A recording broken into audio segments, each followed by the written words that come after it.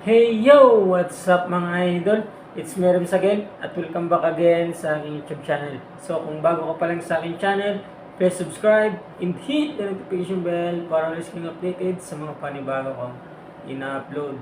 So for today's video mga idol, ay nice lang pa ako magbahagi ng aking karanasan about sa aking watch hour.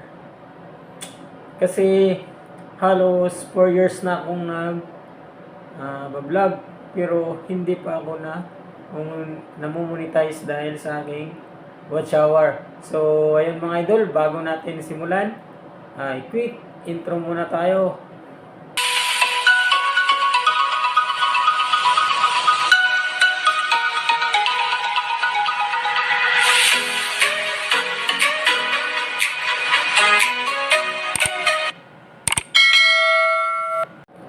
So ayun mga idol, chinik ko nga po yung YouTube studio ko. Ang nakalagay sa YouTube studio ko ngayon sa watch hour, sa lifetime watch hour ay 4,004 watch hour. Yun po yung sa lifetime. So ngayon, tinignan ko din po yung aking sa earn, sa eligibility ko to monetize, para monetize mga idol. Ang nakalagay doon ay 524 public watch hour at dapat mahit yung 4,000 watch hour last 365 days. So yun po yung nakalagay mga idol.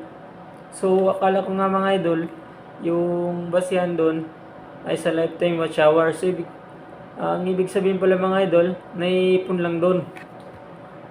So dapat within 365 days ay mahit mo yung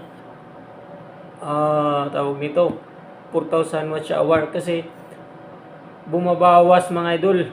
Hindi naman siya nagbaback to zero pero nagbabawas. So ang ibig sabihin pala, within 365 days sa apat na taon ko, puro 500 taga-taon yung aking naiipon na watch hour.